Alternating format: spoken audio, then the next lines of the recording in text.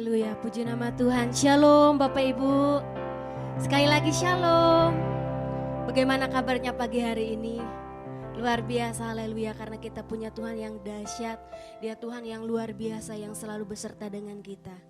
Haleluya, pagi hari ini kita mau bersama-sama meninggikan, mengagungkan nama Tuhan, amin. Yang siap memuji Tuhan boleh lambaikan tangannya. Beri tepuk tangan yang paling bagi Tuhan kita Yesus Kristus. Saya undang jemaat Tuhan semua bangkit berdiri. Haleluya.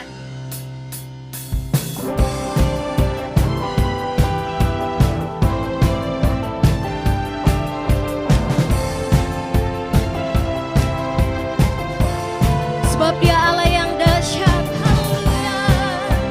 Kami akan bersuka kepadamu Tuhan.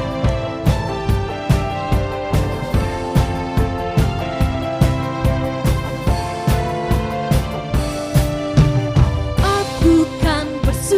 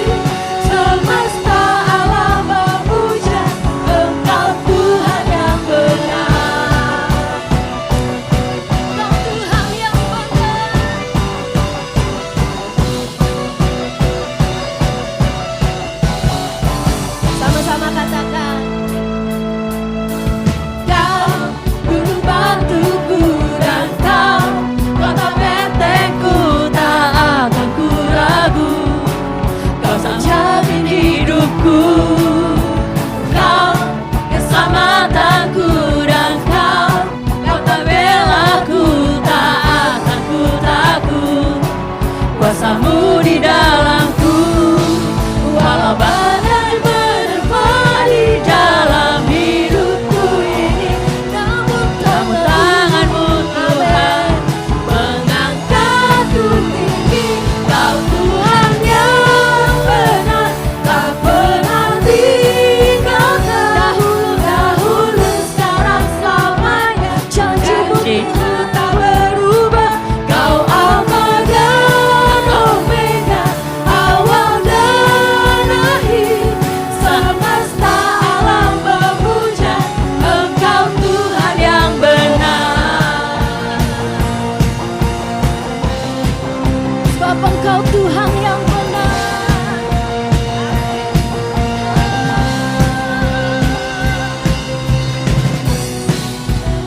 Kita mau terus bersorak-sorai bagi Tuhan, sebab Dia bantu keselamatan kita, kekuatan kita. Haleluya. Badai menerpa di dalam hidupku ini, namun tangan-Mu Tuhan mengangkatku tinggi. Kau Tuhan yang benar, tak pernah tinggalkan. Dahulu, sekarang, selamanya, janji-Mu tak berubah. Kau Alfa dan Omega, awal dan akhir. Semesta alam memuja Engkau Tuhan yang benar. Semesta alam memuja, semesta alam memuja, semesta alam memuja Engkau Tuhan yang benar.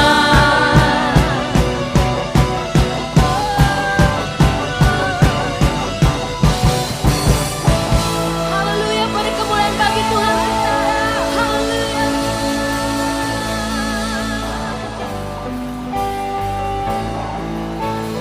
Layak dipuji, disembah, Kaulah yang bertata, dulu, sekarang, dan selamanya. Raja atas segala raja, namamu besar termulia. Sebab hanya Engkau yang layak disembah. Layak dipuji, disembah, Kaulah yang bertata, dulu, sekarang, dan selamanya. Raja atas segala raja, namamu besar termulia. Lebih lagi katakan, Engkau Raja kami. Layak dipuji, disembah, Kaulah yang bertata, dulu, sekarang, dan selamanya.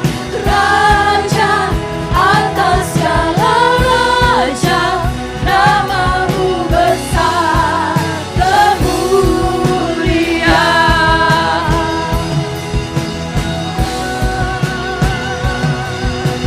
Layak dipuji, disembah, Kaulah yang bertata, dulu, sekarang, dan selamanya. Raja atas segala raja, namamu besar termulia. Namamu besar termulia. Namamu besar termulia. Beri sorak-sorai paling bagi Tuhan kita. Haleluya. Dia Allah yang dahsyat. Haleluya. Haleluya. Silakan duduk Bapak Ibu semuanya.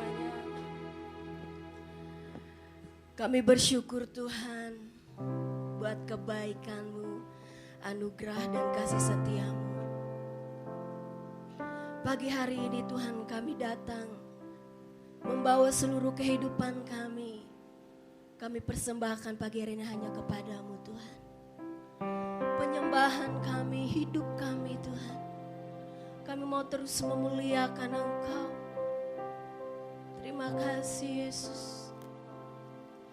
Haleluya. Terima kasih Tuhan. Engkau Allah yang dahsyat. Haleluya. Terima kasih Tuhan. Haleluya. Ya Rabbah Syekh. Engkau sungguh baik. Kau sangat baik dalam hidup kami. Haleluya.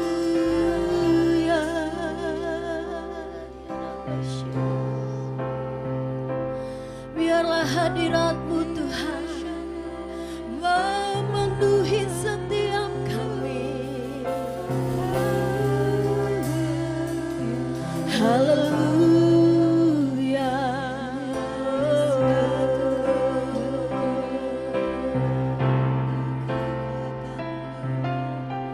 Yesus Tuhan.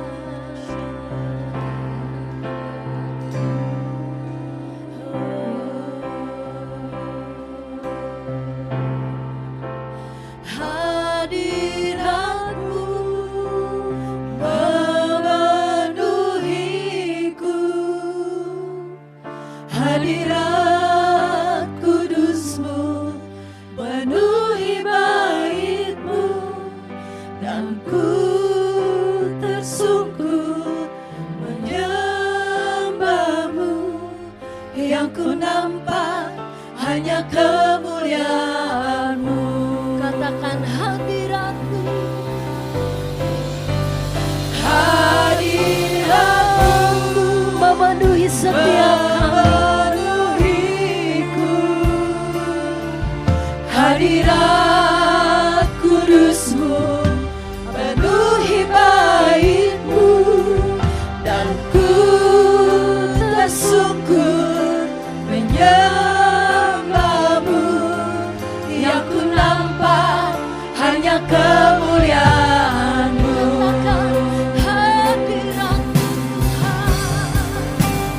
Hadirat-Mu memenuhi setiap kami. Hadirat kudus, hadirat kudus-Mu penuhi bait-Mu, dan ku tersungkur menyembah-Mu. Yang ku nampak hanya kemuliaan-Mu. Engkau hadir di tempat ini Tuhan, kami percaya itu. Hadir di bait kudus-Nya.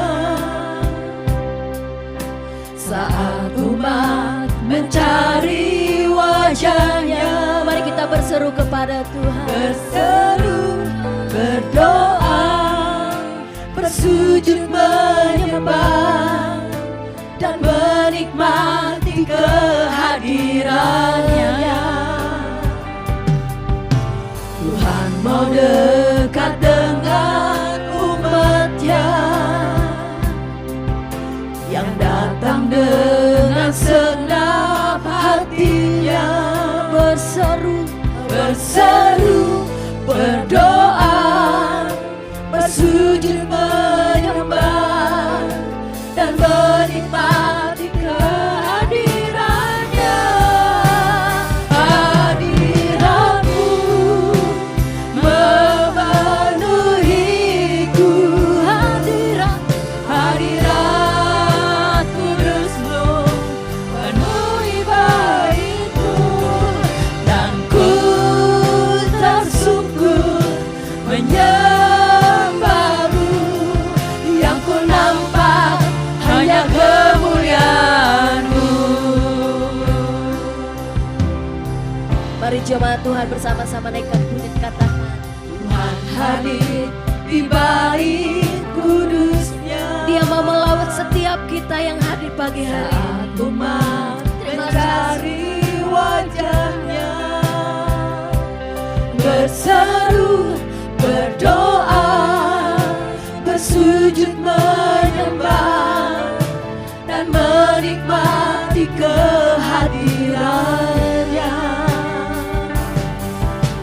Tuhan mendekat dengan umatnya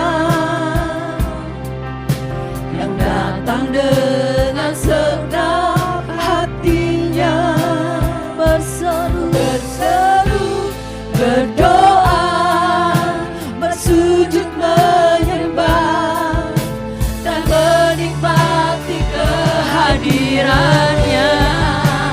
Hadiratmu memenuhiku, hadirat kudusmu penuhi baitku, dan ku tersungkur menyembahmu. Yang ku nampak hanya kemuliaan-Mu. Hadirat-Mu Tuhan, hadirat-Mu penuhi setiap kami. Ya Yesus, hadirat kudus-Mu penuhi baitku, dan ku tersungkur menyembahmu. Yang ku nampak hanya kemuliaan-Mu. Yang ku nampak hanya kemuliaan-Mu. Yang ku nampak hanya kemuliaan-Mu.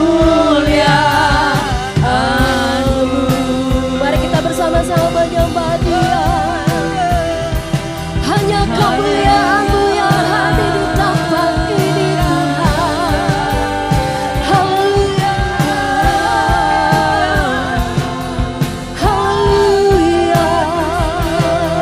Ya Rabbah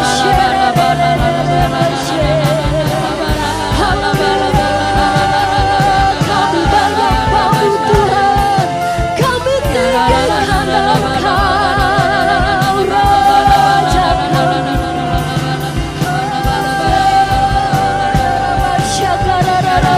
Raja kami. Angkat penyembahan-Mu kepada Tuhan, naikkan syukur-Mu. Haleluya, haleluya.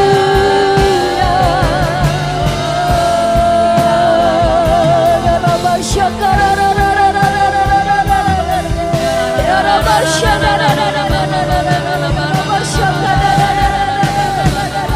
hanya Engkau yang kami tinggikan, yang kami sembah. Ya Rabbah ya Rabbah haleluya, haleluya. Ya Rabbah ya Rabbah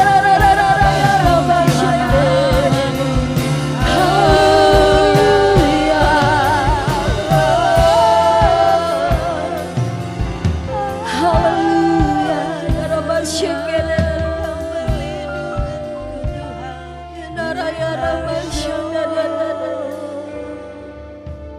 hanya Kau yang layak disembah, Kau yang layak ditinggikan Tuhan. Ya Rabbah biarlah kekudusan-Mu penuhi setiap kami Tuhan. Haleluya, ya Rabbah. Mari datang kepada Tuhan, bawa setiap penyembahan-Mu, korban syukur-Mu kepada Tuhan yang terbaik dari kita. Terima kasih Tuhan, terima kasih. Terima kasih. Terima kasih Tuhan. Kau baik ya Rabbah.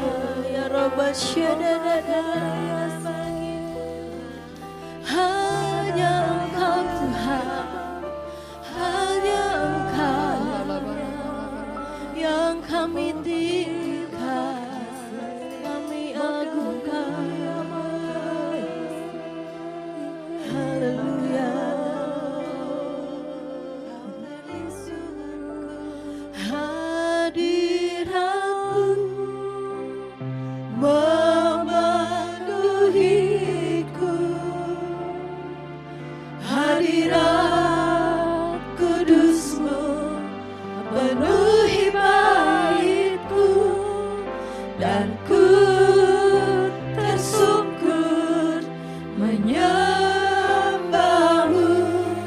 Yang ku nampak hanya kemuliaan-Mu.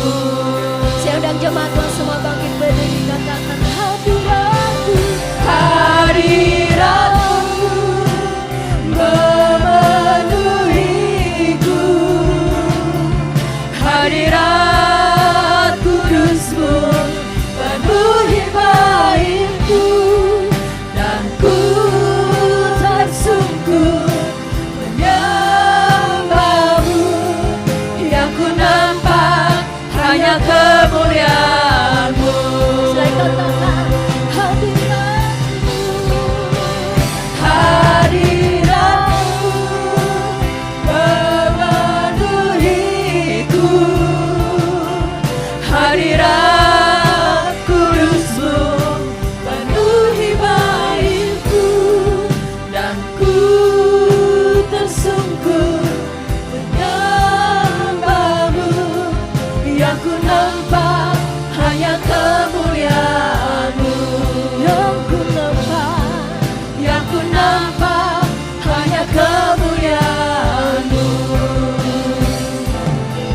Yang ku nampak hanya kemuliaan-Mu.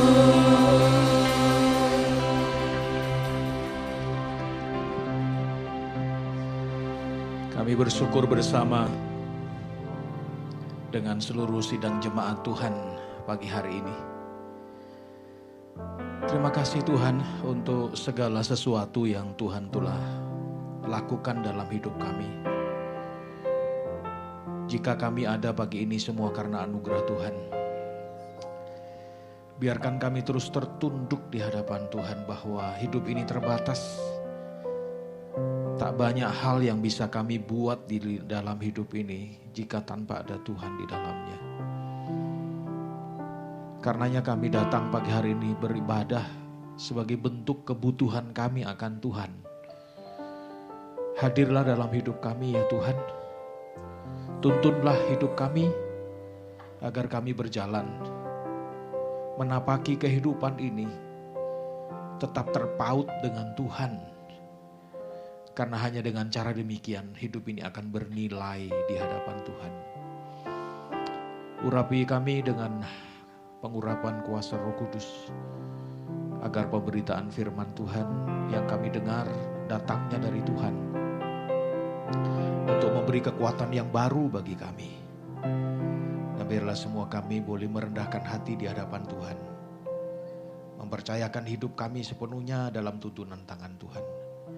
Dan kami boleh sekalian diberkati hidupnya. Terima kasih Tuhan, kami berdoa di dalam nama Yesus. Amin. Silakan duduk Bapak Ibu.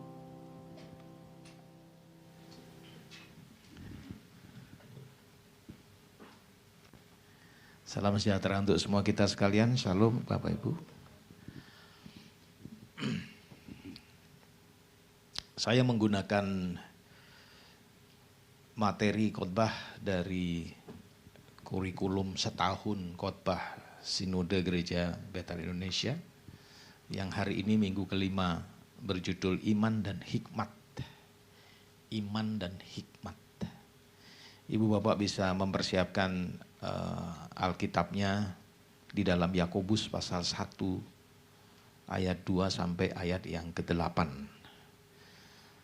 Yakobus pasal 1 ayat 2 sampai 8. Supaya tidak pengulangan pembacaan, nanti saya akan menyampaikan di slide-slide ayat-ayat tersebut.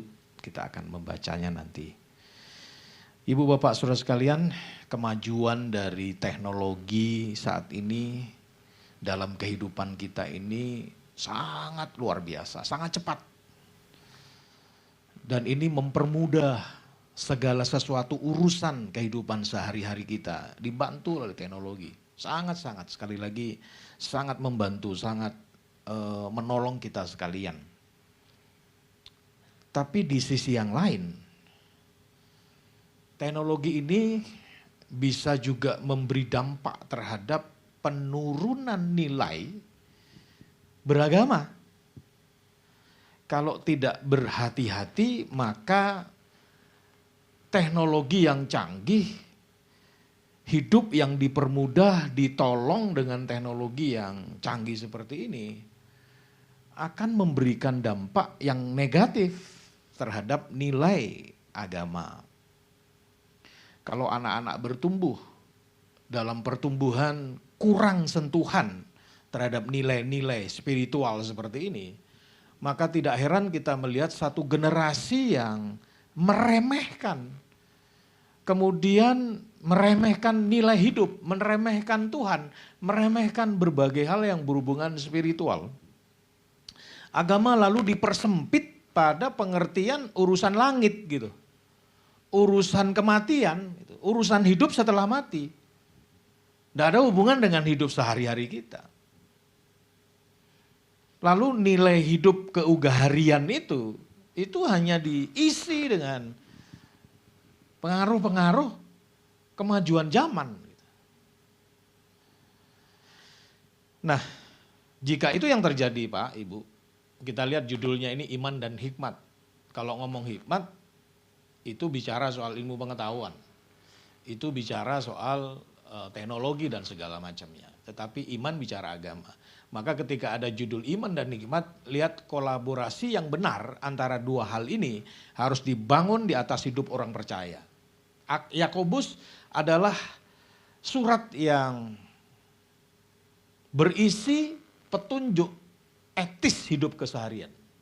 108 ayat yang ada di Yakobus itu, lebih dari separuhnya, itu petunjuk-petunjuk etis hidup sehari-hari. Di mana manusia tidak boleh lepas dari hikmat ilahi yang dianugerahkan oleh Tuhan dalam hidup kita, dalam menjalani hidup.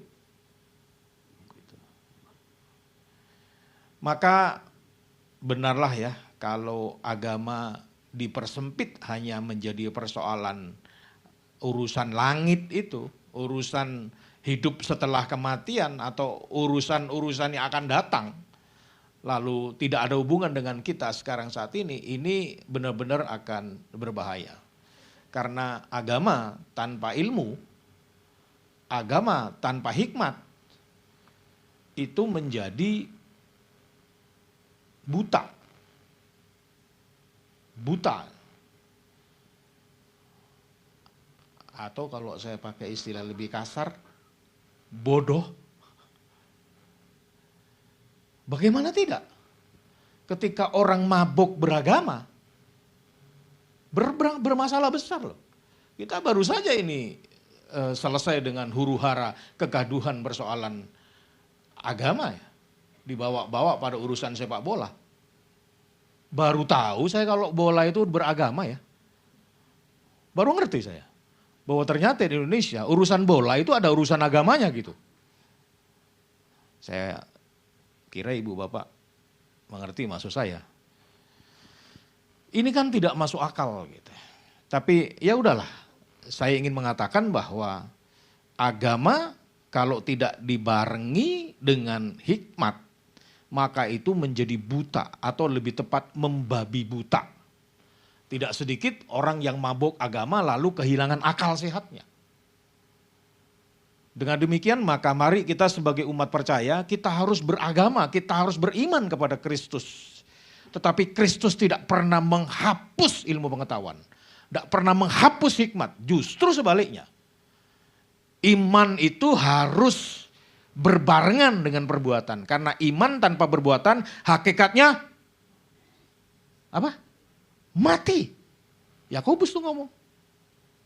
Perbuatan itu apa? Ya hikmat. Perbuatan itu apa? Perilaku hidup. Perbuatan itu ilmu pengetahuan. Dan seterusnya.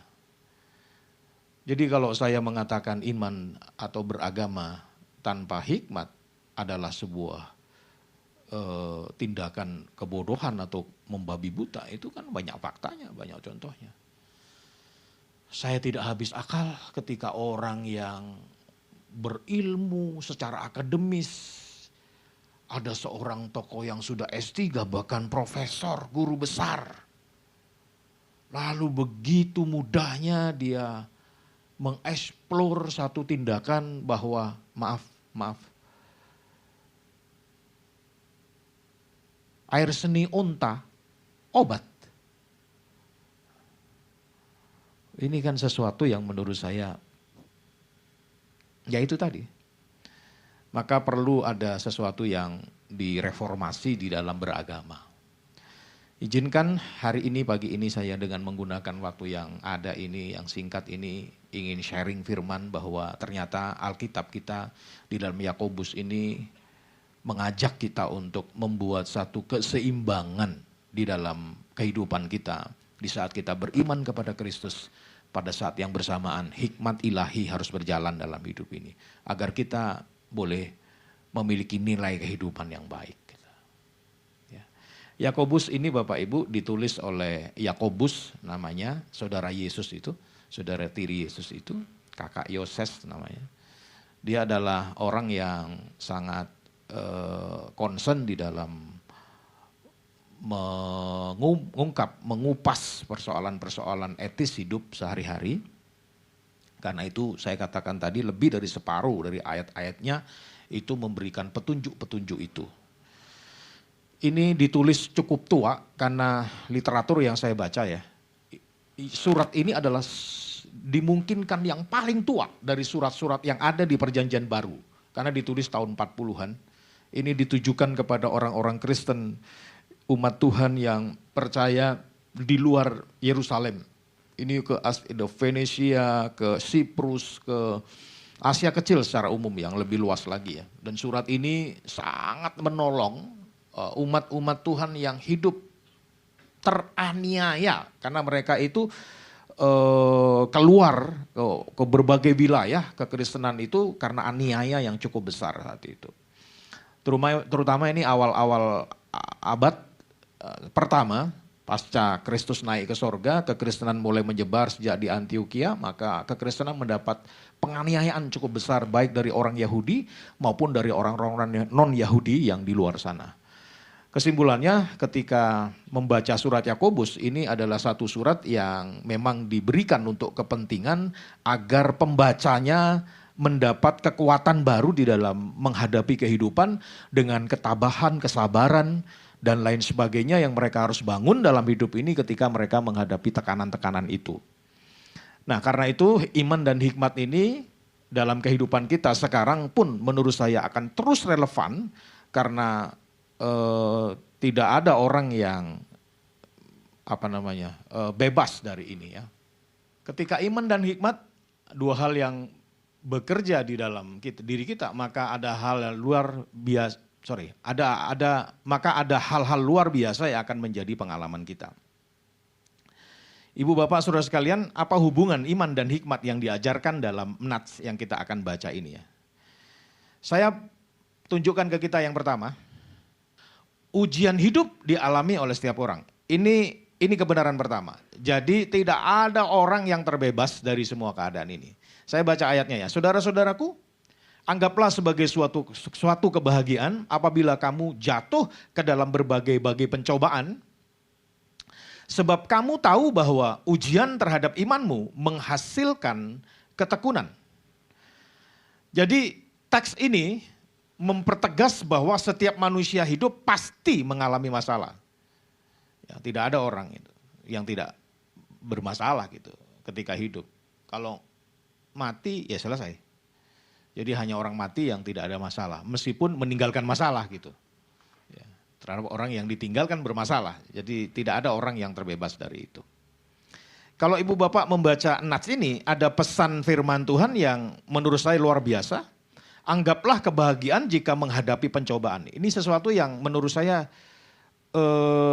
sangat-sangat dibutuhkan oleh kehidupan kita. Karena kalau merespon persoalan hidup dengan kondisi terbalik, maka yang ada kita akan jadi stres, yang ada kita akan menjadi orang yang tidak akan pernah menikmati kehidupan di tengah-tengah tekanan hidup gitu.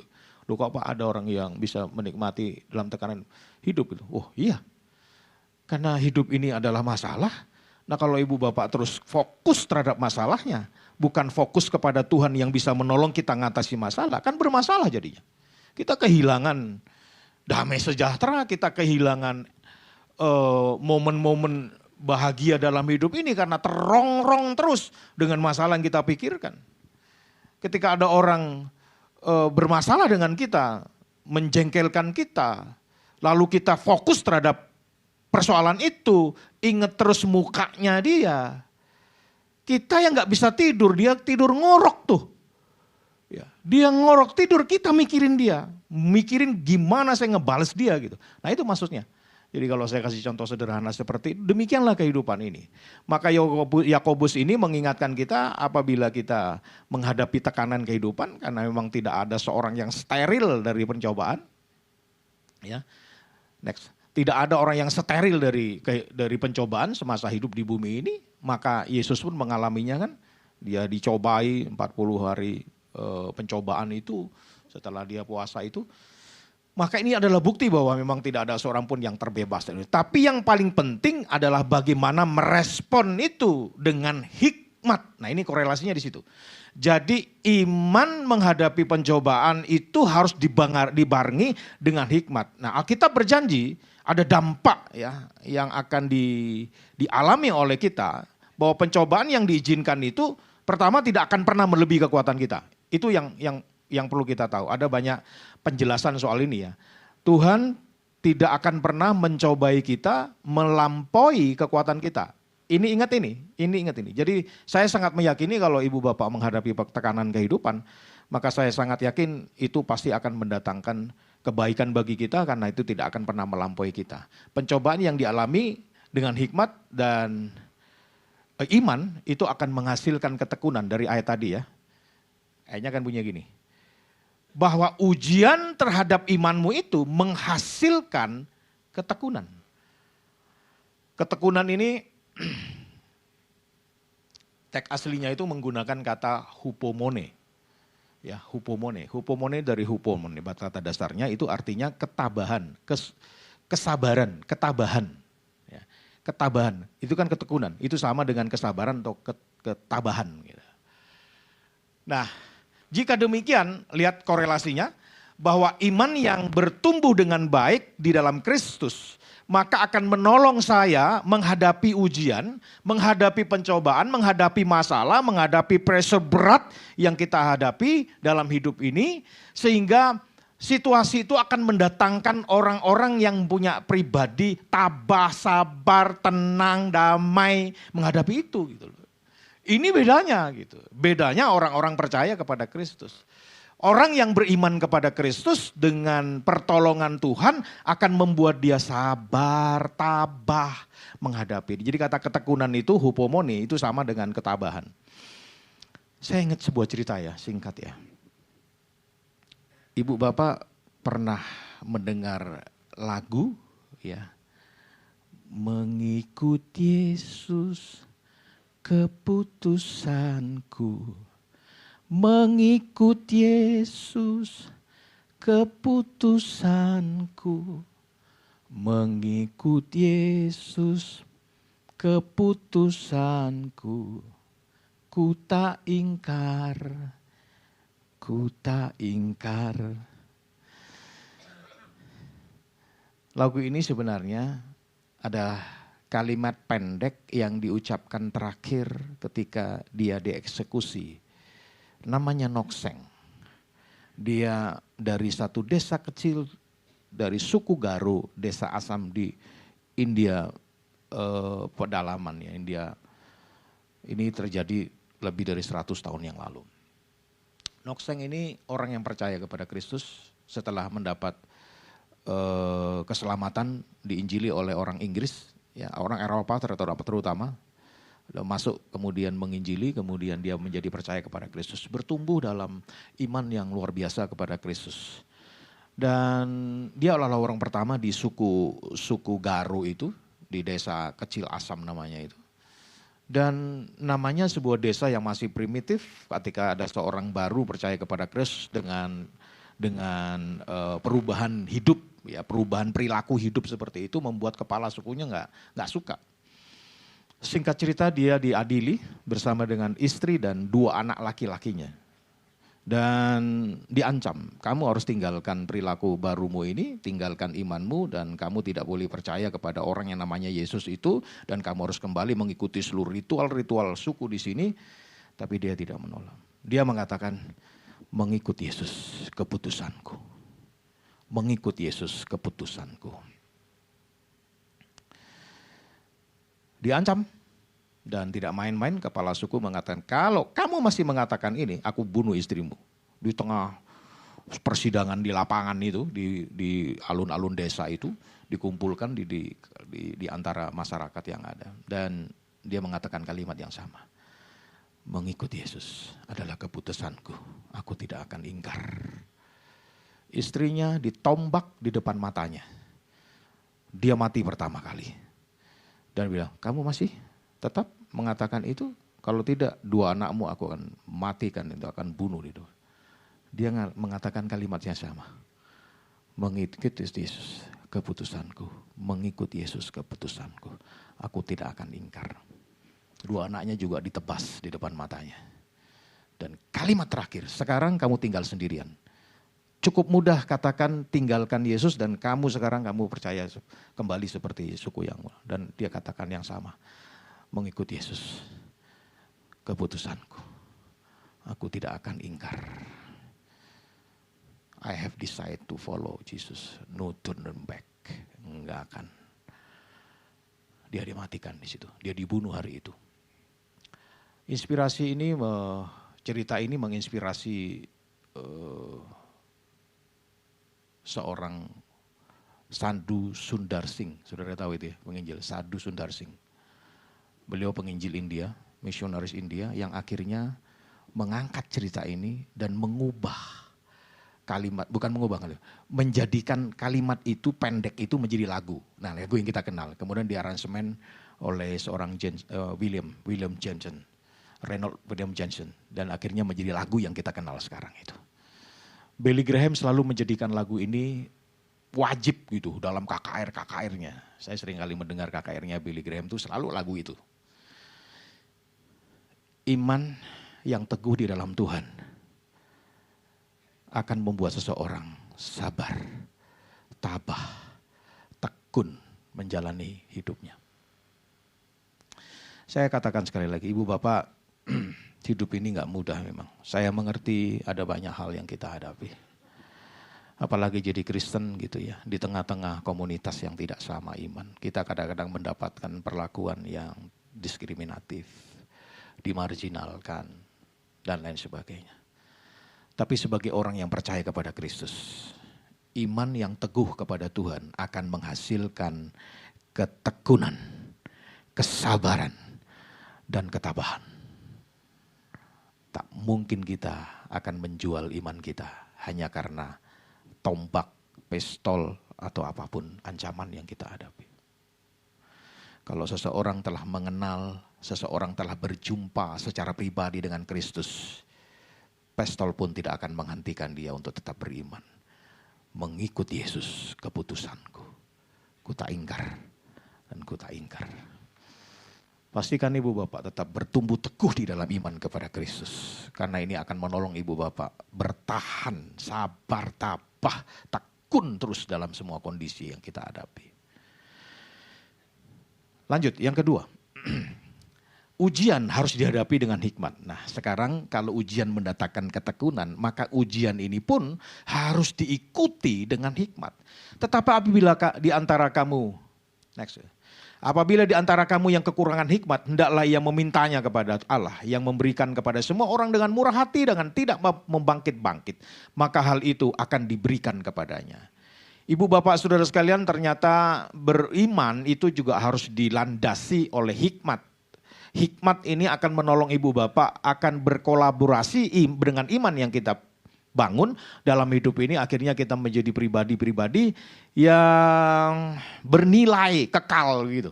Dan kita tidak mudah, kita tidak menjadi orang yang mudah diombang-ambingkan, tetapi kita menjadi orang-orang yang teguh, yang kokoh di dalam hidup ini. Hikmat ini diperlukan, dan hikmat itu datangnya dari Tuhan. Itu diperlukan menghadapi berbagai tekanan.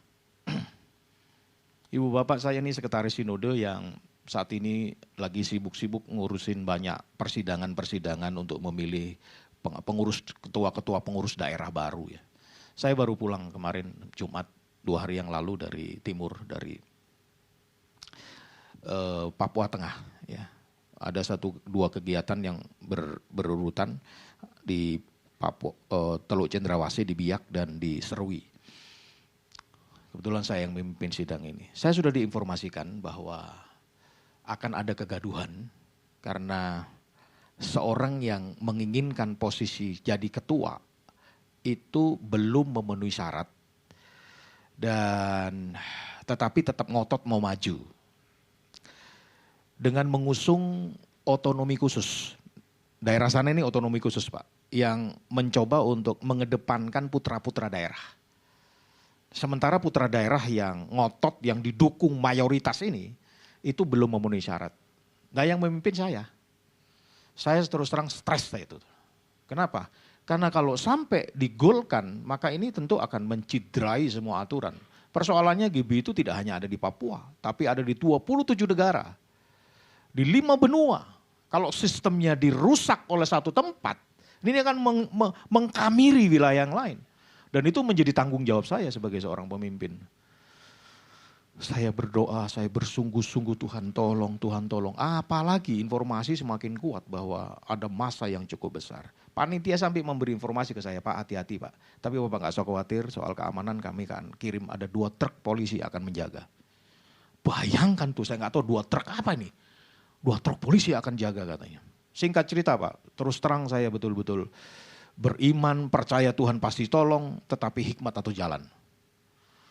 Dan sekali lagi, sesuai dengan firman Tuhan ini, saya meminta hikmat Tuhan turun atas saya dalam proses seleksi dan proses persidangan itu. Dan puji Tuhan. Yang saya takutkan, yang saya membuat tak tidur 2 hari, yang membuat saya stres gara-gara itu, akhirnya berjalan dengan hikmat Tuhan.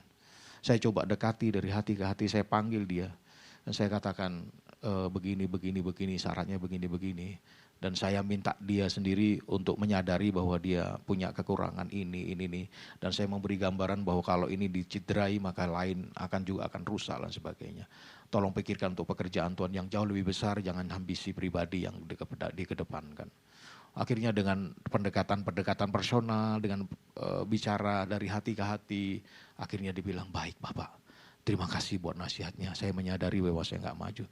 Tapi nanti Bapak tenang saja, seluruh orang-orang saya, nanti saya akan tenangkan mereka untuk tidak gitu. Bantu saya bilang gitu. Akhirnya diteduhkan, aman Pak. Iman kepada Tuhan yang saya bangun dalam hidup ini, membutuhkan saya hikmat Allah dan saya minta sesuai dengan perintah ini. Tuhan beri saya hikmat, saya nggak ngerti harus berbuat apa. Mereka yang mayoritas, kalau sudah kekuatan massa Pak, sekali lagi ya, kalau sudah kekuatan massa, kadang-kadang sudah nggak rasional loh Pak. Jadi kalau panitia menyiapkan sampai 2 truk polisi Pak, itu sangat masuk akal gitu. Karena dia nggak mau tamu yang datang harus menghadapi persoalan-persoalan kerusuhan atau kegaduhan secara fisik. Tapi sekali lagi, saya percaya ini adalah satu kesaksian pribadi saya yang akan menolong Bapak Ibu ketika Ibu Bapak kesulitan, ketika kita menghadapi tekanan, ketika menghadapi persoalan hidup, persoalan keluarga, persoalan ekonomi, persoalan pekerjaan, persoalan studi, dan kita mentok sepertinya kita nggak bisa bikin apa-apa. Dengar baik-baik, kita punya Tuhan yang hebat, kita punya Tuhan yang penuh hikmat. Ya, sekarang tugas saudara cuma minta saja, Tuhan, aku sedang menghadapi ini, aku tertunduk, aku terduduk, tak bisa apa-apa Tuhan. Sekarang berikan aku hikmat. Apa yang harus aku perbuat? Saya percaya dia akan yang penuh kasih, kata firman Tuhan ini, akan memberi kepada kita sekalian. Tanpa membangkit-bangkit, maksudnya membangkit-bangkit ini, tanpa mengingat kita siapa. Kita akan menjadi orang yang akan ditolong oleh Tuhan. Yang terakhir Bapak Ibu. Hikmat harus diminta dengan iman. Nah ini dia, saya mau katakan sekali lagi tadi bahwa ternyata kita ini harus memintanya kepada Tuhan. Kita jangan, dengan kalimat yang lain, kita jangan sok jago gitu maksudnya. Ini jangan sok pinter, jangan sok, saya paham bahwa kita adalah orang-orang yang punya pengalaman. Oh saya biasa ngatasi itu yang dulu. Oh saya memang biasalah, ini dunia saya kok. Dengar baik-baik Bapak Ibu. Saya paham kita punya pengalaman. Tapi kadang-kadang pengalaman tidak menolong sesuatu dalam hidup ini untuk persoalan-persoalan yang lain yang kita hadapi. Gitu. Pada saat tertentu pengalaman memang menolong. Tapi dengar baik bahwa pengalaman kalau dibarengi dengan tuntunan Tuhan akan jauh lebih baik. Ya. Hendaklah ia memintanya dalam iman. Dan sama sekali jangan bimbang, sebab orang yang bimbang sama dengan gelombang laut yang diombang-ambing yang kemari oleh angin. Orang yang demikian janganlah mengira bahwa ia akan menerima sesuatu dari Tuhan. Jadi beriman itu perlu untuk teguh, kuat ya. Tetap di dalam dia, berakar di dalam dia, dibangun di atas dia. Kolose 2 ayat 6 dan 7 itu. Tetap di dalam dia, berakar di dalam, teguh di dalam dia. Tapi jangan lupa nih, bahwa ternyata kadang-kadang keinginan untuk tetap teguh di dalam Tuhan yang tidak dibarengi dengan hikmat ilahi dalam hidup ini, kadang-kadang kita akan menjadi orang-orang yang hanya jago kandang. Ya. Tapi kemudian kita menjadi goyah, oleng oleh karena beratnya beban hidup. Pada saat-saat seperti itu maka kita harus datang kepada Tuhan, meminta kepada Tuhan agar Tuhan menambahkan kepada kita di tengah-tengah iman yang diusahakan dibangun oleh kita dengan teguh itu. Hikmat Allah, hikmat ilahi agar ketika kita menghadapi itu kita perlu tahu. Gitu. Dalam analogi belajar, itu kadang-kadang kalau kita sedang mau menghadapi ujian, dosen atau guru itu suka memberikan kisi-kisi. Ya betul ya, kisi-kisi. Kisi-kisi soal. Ya, waktu lalu saya pernah datang ke sini untuk memberi kisi-kisi kepada calon-calon pendeta nih, di ruangan ini nih. Ya, saya tahu lebih dari 60% itu soalnya keluar. Lebih dari 60%. Saya pastikan itu karena saya yang melakukan itu kan. Jadi lebih dari 60%. Kalau peserta pendeta kemarin itu yang ikut calon pendeta yang ikut di ruangan ini mengikuti pembinaan atau pemberian kisi-kisi itu, saya percaya lulus tuh. Pasti lulus. Kalau dia belajar baik, mempersiapkan pasti lulus ya. Karena itu contoh-contoh soal yang lalu-lalu, itu kumpulan dari contoh-contoh soal yang lalu-lalu. Jadi kalau dipelajari semua, maka saya percaya orang-orang itu pasti lulus. Analogi ini saya pakai dalam kehidupan ini. Sama. Tuhan gak mungkin kita itu menghadapi sesuatu yang kita tidak pernah tahu. Ya. Kalaupun kita gak pernah tahu menghadapi itu, hikmat Tuhan atau tuntunan Tuhan akan menolong kita. Ada satu cerita singkat ya. Waktu Israel itu memasuki Kanaan, ya mereka terhenti oleh sungai Yordan. Bingung mau begini apa ini. Nah, lalu Tuhan mengatakan, besok aku akan melakukan perbuatan ajaib di antara kamu.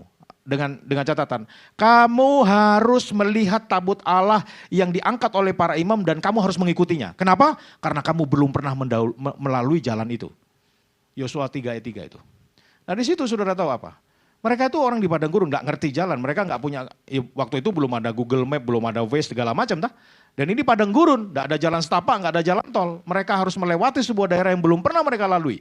Dan satu-satunya petunjuk, yaitu mengikuti tabut Tuhan. Tabut Tuhan itu simbol kehadiran Allah yang diangkat oleh para imam. Nah, coba saudara analogikan sederhana saja. Tabut Tuhan yang adalah simbol kehadiran Tuhan itu menjadi petunjuk satu-satunya bagi mereka untuk sampai ke tujuan mereka, yaitu Kanaan. Maka kalau analogi ini saya pakai, sama seperti kisi-kisi soal tadi. Tuhan itu tidak akan membiarkan saudara letakkan di padang gurun lalu dibiarin. Loh mati kekeringan di situ. Enggak. Tuhan itu tempatkan kita di sebuah tempat dan kita diizinkan mengalami persoalan, menghadapi pergumulan dan lain sebagainya. Tapi Tuhan adalah Tuhan yang bertanggung jawab terhadap perbuatan tangannya. Dia akan memberikan kisi-kisi kepada kita. Dia akan memberikan hikmat kepada kita. Dia akan memberikan petunjuk kepada kita. Dia akan memberikan tabut Tuhan kepada kita sebagai guide bagi mereka. Sehingga ketika mereka mengikutinya, tabut ke kanan mereka ke kanan, tabut ke kiri mereka ke kiri. Tabut jalan mereka jalan, tabut berhenti mereka berhenti. Ikuti dengan tepat dan mereka betul sampai ke Kanaan. Dan itu yang terjadi. Saya ingin pastikan kalau ibu bapak menghadapi tekanan kehidupan atau apapun yang sedang kita alami dan saudara bingung dengan kondisi itu.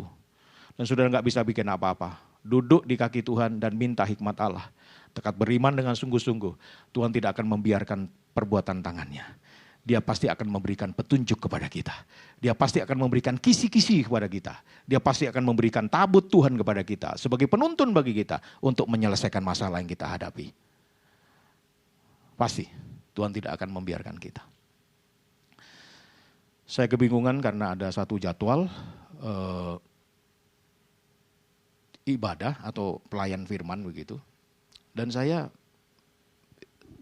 menunggu penerbangan. Terbang ke sana. Dan delay. Waduh, yang membuat saya stres adalah ini pelayanan kalau nggak datang kan bubar. Saya yang diundang. Saya sudah agak jauh tuh space waktunya. Saya lebih awal gitu. Tapi benar-benar delay tuh. Kalau alasan operasional, yang membuat saya semakin stres adalah saya penerbangan kedua, penerbangan pertama saja belum jalan. Jadi penerbangan yang pertama itu menuju ke tempat yang sama, penerbangan kedua itu saya menuju ke tempat itu. Nah penerbangan pertama saja belum jalan. Waduh, saya bilang aduh gimana ini. Saya sudah kontak, aduh bagaimana nih Pak, di sana panitianya bingung. Gimana? Saya bilang Tuhan tolong. Saya nggak bisa ngomong banyak, Tuhan tolong. Tuhan tolong, saya bilang. Saya nggak ngerti apa-apa. Biarlah Tuhan memberikan tolong saya. Wah itu penumpang pertama, itu ada beberapa orang marah-marah sampai pukul meja segala macam. Karena ada seorang ibu yang sangat kasar itu kan. Dia bilang saya membawa rombongan anak-anak nih. Mereka kepanasan dia bilang, kelaparan bukan pan, kelaparan dia bilang.